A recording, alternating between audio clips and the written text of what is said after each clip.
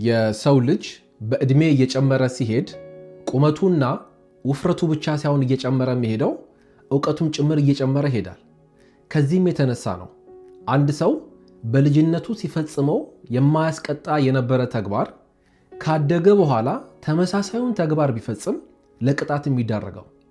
ለምሳሌ በልጅነታችን ዕቃ ወርውረን ብንሰብር አንቀጣም ነበረ።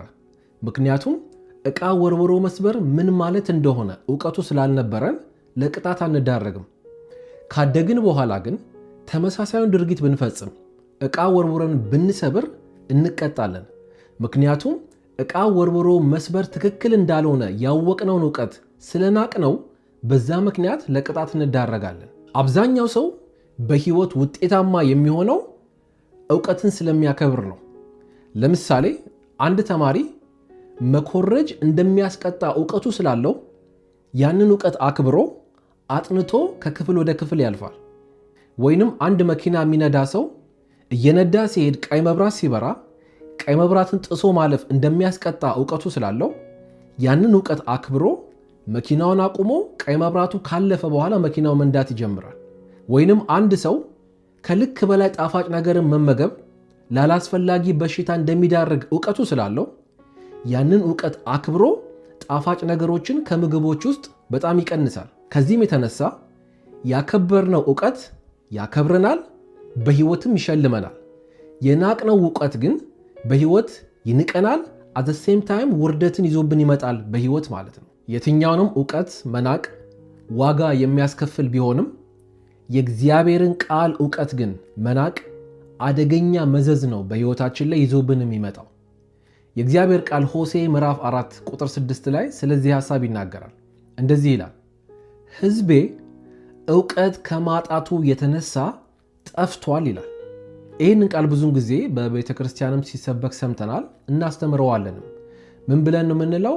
መማር አለባችሁ፣ ቃሉን የማታውቁ ዕውቀት የሌላችሁ ከሆናችሁ ስለምትጠፉ ተማሩ የሚል አይነት ትርጉም ሰጥተን ነው የምናስተምረው። ትክክል ነው ይሄ ሐሳብ፣ መማር አለብን፣ ያልተማረ ሰው ይጠፋል። ይሄ ቃል ግን እያወራ ያለው ስላልተማሩ ሰዎች አይደለም። ይሄ ቃል ግን እያወራ ያለው ሰባኪ ስላጡ ሰዎች አይደለም። ቀጥሎ ይገልጸዋል፣ ላንብበው። ሕዝቤ ዕውቀት ከማጣቱ የተነሳ ጠፍቷል ይልና ዕውቀትን ስለናቃችሁ እኔም ካህናት እንዳትሆኑ ናኳችሁ፣ የአምላካችሁን ሕግ ስለረሳችሁ እኔም ልጆቻችሁን እረሳለሁ ይላል። ምን ሆኖ ነው ሕዝቡ እየጠፋ ያለው? ሲጀመር ሕዝቤ ነው ያለው የእግዚአብሔር ሕዝብ ነው፣ ለአሕዛብ አይደለም ማለት ነው። ይሄ የእግዚአብሔር ሕዝብ ምን ሆኖ ነው እየጠፋ ያለው? ሰባኪ ስለጠፋ ነው? አይደለም። አስተማሪ ስለጠፋ ነው? አይደለም። የሚሄድበት ቤተ ክርስቲያን ስላጣ ነው? አይደለም። ታዲያ በምን የተነሳ ነው ዕውቀት አጥቶ እየጠፋ ያለው? እነኚህ ሰዎች ሁሉ ካሉ ይሄ ጸጋ አቬለብል ከሆነ እንዴት ዕውቀት ይጠፋ ይችላል? ቃሉ ምን እያለን ነው? ዕውቀትን ስለናቃችሁ፣ እኔ የሰጠኋችሁን የእግዚአብሔርን ቃል ዕውቀት ስለናቃችሁ። ቅድም ብርጭቆ እንደሰበረ ሰው፣ ቀይ መብራት ጥሶ እንደሄደ ሰው፣ ጣፋጭ ነገርን አብዝቶ እንደሚበላው ሰው ዕውቀትን ስለናቃችሁ እኔም ንቄያችኋለሁ። እንደውም እዚህ ምዕራፍ ላይ ወረድ ብለን ስንመለከት እግዚአብሔር ልጆቻቸውን እንደሚረሳ፣ አውሎ ነፋስን በሕይወታቸው ላይ እንደሚልክባቸው to the extent ልጆቻችሁ እንኳን እያመነዘሩ እያየው ዝም ላሉ ይላል እግዚአብሔር። ለምን ሲባል ዕውቀቴን የኔን የእግዚአብሔርን ቃል ዕውቀት ስለናቃችሁ እያለ ነው። አስቀድሜ እንደነገርኳችሁ ነው የእግዚአብሔርን ቃል ዕውቀት መናቅ መዘዙ አደገኛ ነው። እሺ አንድ ክርስቲያን ግን የእግዚአብሔርን ቃል ዕውቀት ናቀ የሚባለው ምን ሲያደርግ ነው? ወይንም የእግዚአብሔርን ቃል ዕውቀት አከበረ የሚባለው ምን ሲያደርግ ነው? ለምሳሌ በቤተ ክርስቲያን ውስጥ የእግዚአብሔር ቃል ሲነበብ ቆመን የእግዚአብሔርን ቃል ስላነበብን የእግዚአብሔርን ቃል ዕውቀት ማክበራችንን ያሳያል? አያሳይም። ምንም እንኳን ቆመን የእግዚአብሔርን ቃል ማንበብ ጥሩ ልማድ ቢሆንም መልካም ልማድ ቢሆንም ያ ግን በራሱ የእግዚአብሔርን ቃል ዕውቀት ማክበራችንን አያሳይም። እሺ ወይንም እንደኔ ቁጭ ብለን የእግዚአብሔርን ቃል ማስተማራችን የእግዚአብሔርን ቃል ዕውቀት ማክበራችንን ያሳያል? አያሳይም። ምንም እንኳን የእግዚአብሔርን ቃል ማስተማር መልካም ተግባር ቢሆንም የእግዚአብሔርን ቃል ቁጭ ብሎ ማስተማር በራሱ የእግዚአብሔርን ቃል ዕውቀት ማክበራችንን አያሳይም። እሺ ወይንም ደግሞ የእግዚአብሔርን ቃል ሳነብ ከመክፈቴ በፊት ጸልዬ አማትቤ ምናምን ብጀምር ያ ለእግዚአብሔር ቃል ያለኝን አክብሮት ለእግዚአብሔር ቃል ዕውቀት ያለኝን አክብሮት ያሳያል? አያሳይም። በራሱ መልካም ልምምድ ቢሆንም ጸልዮ በክብር የእግዚአብሔርን ቃል ማንበብ መልካም ልምምድ ቢሆንም የእግዚአብሔርን ቃል እውቀት ማክበራችንን ግን አያሳይም። የእግዚአብሔርን ቃል እውቀት የምናከብርበት ብቸኛውና ዋነኛው መንገድ መታዘዝ ነው። የእግዚአብሔርን ቃል እውቀት የምንንቅበት ብቸኛውና ዋነኛው መንገድ አለመታዘዝ ነው። ስለዚህ የእግዚአብሔርን ቃል እውቀት በማክበርና ባለማክበር መካከል ያለው ልዩነት በመታዘዝና ባለመታዘዝ መካከል ያለው ልዩነት ነው ማለት ነው። የእግዚአብሔር ቃል አድርጉ የሚለውን አለማድረግ ቃሉን መናቅ ነው ማለት ነው።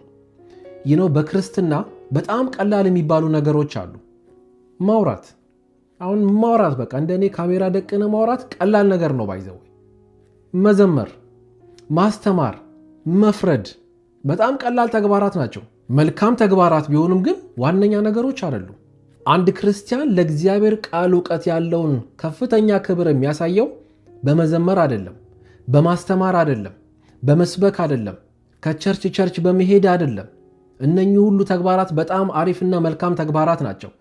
በዋነኛነት ግን አንድ ክርስቲያን ለእግዚአብሔር ቃል እውቀት ያለውን አክብሮት የሚያሳየው በአንደበቱ ንግግር፣ በተለያዩ ድርጊቶቹ ሳይሆን በመታዘዝ ሕይወት ነው። የእግዚአብሔር ቃል አድርግ የሚለውን በማድረግ ነው። የእግዚአብሔር ቃል አድርጉ የሚለንን ማድረግ ውስጥ ከገባን ለቃሉ ያለንን ትክክለኛ ክብር እያሳየን ነው ማለት ነው። ነገር ግን የእግዚአብሔር ቃል የሚለውን እያወራን ቃሉን ግን ማናደርግ ከሆነ ያ ማለት ለእግዚአብሔር ቃል ያለንን ንቀት እንደሚያሳይ ነው የእግዚአብሔር ቃል የሚነግረን። ያ ደግሞ ውጤቱ በጣም መጥፎ ነው፣ አደገኛ ነው ማለት ነው። ቃሉን ማድረግ፣ ቃሉን መታዘዝ that's the heart of Christianity። የክርስትና ልቡ ያለው የእግዚአብሔርን ቃል በማድረግ ላይ ነው። የእግዚአብሔርን ቃል በመስበክ ላይ አይደለም። የእግዚአብሔርን ቃል በመዘመር ላይ አይደለም። የእግዚአብሔርን ቃል ለመስማት ቤተክርስቲያን በመሄድ ላይ ምናምን አይደለም። ጥሩ ናቸው ቅድም እንዳልኳችሁ። ነገር ግን ዋነኛውና አስፈላጊው ነገር የእግዚአብሔርን ቃል ማድረግ፣ መፈጸም፣ ኦቤ ማድረግ፣ መታዘዝ ነው። ብዙ እየጸለይን ወንድማችንን ግን የምንጠላ ከሆነ ቃሉን እየናቀን ነው። በጣም እየሰበክን በየቀኑ ስብከት እየሰበክን የበደሉንን ግን ይቅር ማንል ከሆነ ስቲል ቃሉን እየናቅን ነው።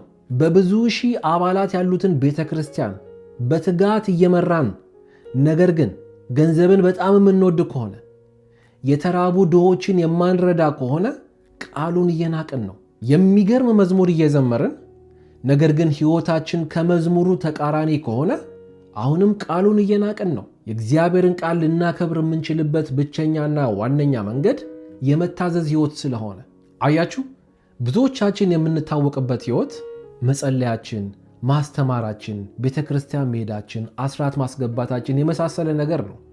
ነገር ግን ሕይወታችን ሲታይ በጣም ከዛ ተቃራኒ ነው። እየደረስንብን ያለው መከራ፣ የምናልፍባቸው ቻሌንጆች ለአንድ አሕዛብ እንኳን የማይገባ ቻሌንጆች ናቸው። ምክንያቱ ምንድን ነው ብለን ስናጣራ በጣም ያማረ አገልግሎት ቢኖረንም ያማረ ሕይወት ግን የለንም። ያማረ የክርስትና ሕይወት የለንም። ያ ያንቺ የኔ የሁላችንም የአሁን ፈተናችን ነው። ልንጋፈጠው የሚገባ ልንሰራበት የሚገባ ያጋጠመን አደገኛ ቻሌንጃችን ነው። ቆም ብለን ማሰብ አለብን። የሚያምር ድምፅ አለን። አንዳንዶቻችን የሚያምር የቃል እውቀት አለን።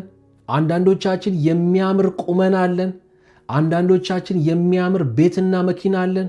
አብዛኛዎቻችን ግን የሚያምር የክርስትና ሕይወት የለንም። ምክንያቱ ምንድን ነው? የእግዚአብሔርን ቃል እውቀት ስለምንንቀው፣ ስለማንታዘዝ፣ በተግባር ስለማናደርገው ማለት ነው። ሕዝቤ እውቀት ከማጣቱ የተነሳ እየጠፋ ነው። ምንድን ነው ምክንያቱ? እውቀትን ስለናቀ፣ እውቀትን ስላላከበረ፣ ስለማይታዘዘኝ አለ እግዚአብሔር። ይህንን ክርስትና በአንድ አረፍተ ነገር እናስቀምጠው ካልን ክርስትና ማለት የመዘመር፣ እንደዚህ ቁጭ ብሎ የማስተማር፣ መባይ መሰብሰብ፣ ኮንፈረንስ የማዘጋጀት፣ ቤተ ክርስቲያን የመሄድ ምናምን ሕይወት አይደለም። ክርስትና የመታዘዝ ሕይወት ነው። ቃሉን የማድረግ ሕይወት ነው። ቃሉን የሚያደርግ ሰው ቢዘምር፣ ቢያስተምር፣ ቸርች ቢሄድ፣ ኮንፈረንስ ቢያዘጋጅ፣ መባ ቢሰበስብ ያምርበታል። የክርስትና ልቡና ዋነኛው ነገር ለእግዚአብሔር ቃል ያለን ተግባር የተገለጠ አመለካከት ነው። በተግባር የተገለጠ አመለካከት ቃሉን ወደዋለሁ ብሎ መጽሐፍ ቅዱስን መሳም ሳይሆን ቃሉን ማድረግ ነው ማለት ነው። በዛ ነበረ ከአብርሃም እስከ ሚልኪያስ፣ ከጴጥሮስ እስከ ጢሞቴዎስ ድረስ የሕይወታቸው ሚስጥር፣ የሰክሰሳቸው ሚስጥር ለእግዚአብሔር ቃል በተግባር የተገለጠ የመታዘዝ ሕይወት ነው። ለእግዚአብሔር ቃል በተግባር የተገለጠ የአክብሮት ሕይወት ነው። ቃሉን እጅጉን ያከብሩ ነበር፣ ያደርጉት ነበር። ከቃየን እስከ ሳኦል፣ ከይሁዳ እስከነ ሐናንያ ሰጲራ የሕይወታቸው የውርደታቸው ምክንያት ለቃሉ በተግባር የተገለጠ የንቀት ሕይወት ነበር፣ ያለመታዘዝ ሕይወት ነበር። ከዚህም የተነሳ ነው እግዚአብሔር አምላክ ለሆሴ ሕዝቤ ዕውቀትን በማጣቱ የተነሳ ጠፍቷል። የጠፋበትም ምክንያት ዕውቀትን ስላጣ ሳይሆን ዕውቀትን በተግባር ስለናቃት፣ ስለማደርጋት፣ ስለማይታዘዝ ጠፍቷል። ከዛም የተነሳ እኔም ንቄዋለሁ፣ እኔም ረስቼዋለሁ፣ እኔም ሕዝቤን ትቼዋለሁ አለ እግዚአብሔር። አንድ በጣም የምወደው አባባል አለ። ምን ይላል? ኦቢዲየንስ ኢዝ ዘ ጌትዌይ ቱ ኤ ኖይዝለስ ብሬክስሩ ይባላል። ኦቢዲየንስ መታዘዝ ኖይዝለስ የሆነ ብሬክስሩን ከፈለጋችሁ፣ ድምፅ አልባ የሆነ ግርግር የሌለበት ጥርመሳ የህይወት ስኬትን ከፈለጋችሁ ታዘዙ። ምንም ግርግር የሌለበት በቃ ዝም ብላችሁ እየኖራችሁ ህይወታችሁ እንዲስተካከላችሁ ከፈለጋችሁ የመታዘዝ ህይወታችሁ ላይ ስሩ ማለቱ ነው። ንቀል ትከል በሚለው ብቻ ሳይሆን በዋነኛነት የክርስቲያን ህይወት የሚቃናው በመታዘዝ ህይወት ውስጥ ከተመላለሰ እግዚአብሔር ሌላ ነገሩን ይሰራል ማለት ነው። አባቶቻችን በመንቀልና በመትከል በተቃውሞ በመጸለይ አይደለም ህይወታቸውን ሲያስለቅቁ የከረሙት። ለእግዚአብሔር ይኖራሉ፣ ነገሮቻቸው ሁሉ የተባረኩ የሆኑ ነበር። ስለዚህ ድምፅ አልባ የሆነ በጣም የተረጋጋ ግርግር የሌለበት ጥርመሳን ብሬክስሩን በህይወት የምትፈልጉ ከሆነ የኦቢዲየንስ ህይወታችሁ ላይ ስሩ ማለቱ ነው። የእግዚአብሔር ቃል የሚመክረንም እንደዛ ነው። በየትኛውም መልኩ ክርስትናችንን ስናስብ ክርስትና የሚደረግ እንጂ የሚወራ ህይወት አይደለም። ኦፍኮርስ ማውራት ይጠበቅብናል። እግዚአብሔር እንድናወራ ማዞናል። የምናወራው ነገር ግን ስለኖርነው ነው ወይንም ደግሞ ለመኖር ነው እንጂ የምናወራው በአየር ላይ ያለ ባዶ ቃልን አይደለም። ክርስትና የሚደረግ ህይወት ስለሆነ ያዕቆብ ምዕራፍ 2 ላይ ይህንን ነው የሚነግረን። እንደዚህ ይላል፣ ወንድሞቼ ሆይ አለ፣ አንድ ሰው እምነት አለኝ ቢል ስራ ግን ባይኖረው ምን ይጠቅመዋል? እንዲህ ያለው እምነት ሊያድነው ይችላልን? አይችልም። አንድ ወንድም ወይንም አንዲት እህት የሚለብሱት ልብስም ሆነ የሚመገቡት ምግብ አጥተው ከእናንተ መካከል አንዱ በሰላም ሂዱ፣ አይብረዳችሁ፣ ጥገቡ ቢላቸው ለሰውነታቸው ግን የሚያስፈልጋቸውን ባይሰጣቸው ምን ይጠቅማቸዋል? እንዲሁ ስራ የሌለው እምነት በራሱ የሞተ ነው። ስራ የሌለው እምነት በራሱ የሞተ ነው። ወረድ ብሎ ከመንፈስ የተለየ ስጋ የሞተ እንደሆነ ሁሉ ከስራ የተለየም እምነት የሞተ ነው። አያችሁ፣ እነኛን ሰዎች የተራበ ልብስ ያጣ ምናምን ሰው ሲያጋጥማቸው እግዚአብሔር ያልብሳችሁ፣ ብሉ፣ ጥገቡ ብሎ ይባርኳቸዋል። የምላስ ሰርቪስ ይሰጧቸዋል። ንግግር ማለት ነው። እምነት እንደዛ አይደለም። እምነት የተራበን ስታገኝ ማብላት፣ የታረዘን ስታገኝ በዛው ልክ መርዳት ነው እንጂ በቃል ሰርቪስ መስጠት አይደለም። እንዲያታውቁም ወይ መንፈስ ከስጋ ሲለይ እንደሚሞተው ሁሉ ስራ የሌለው እምነት እኮ የሞተ ነው እያለ ነው። ስለዚህ ስራ የሌለው በተግባር ያልተገለጠ ክርስትና የሞተ እምነት ነው ማለት ነው። የትኛውም የእምነት አባት መጽሐፍ ቅዱስ ላይ የምናየው አንዳቸውም በወሬ ራሳቸውን ገልጠው አላለፉም። በተግባር ነው። እግዚአብሔርን በመታዘዝ ነፍሳቸውን አሳልፈው እስከ መስጠት ድረስ ለቅድስና፣ ለህይወት፣ ለእግዚአብሔር ቃል ማለት ነው። የሰክሰሳቸው ሚስጥር አስቀድሜ እንደነገርኳችሁ ለእግዚአብሔር ቃል የነበራቸው በተግባር የተገለጠ አክብሮት ነበረ።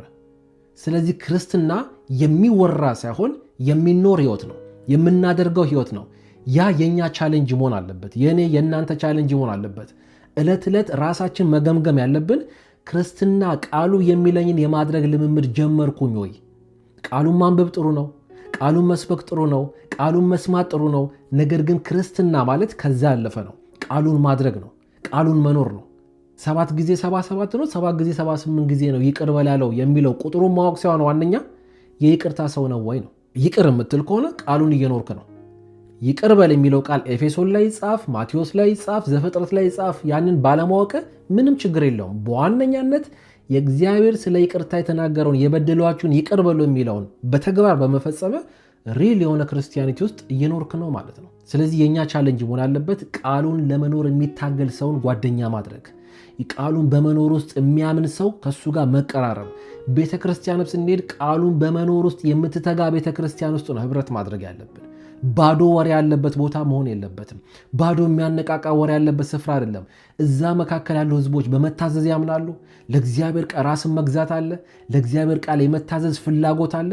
ያ ነው ሕያው የሚባለው ፌሎሺፕ ወይንም ህብረት ማለት ነው። ስለዚህ ለእግዚአብሔር ቃል ያለንን አክብሮት የምናሳይበት ዋነኛው መንገድ መታዘዝ ስለሆነ ራሳችንን በመታዘዝ ህይወት ውስጥ ልምምዶችን ማሳደግ መቻል አለብን ማለት ነው። በክርስትና መደሰት ያለብን ልምምዳችን እያደገ ሲመጣ፣ ለእግዚአብሔር ያለን ሪስፔክት እያደገ ሲመጣ ነው መሆን ያለበት ማለት ነው።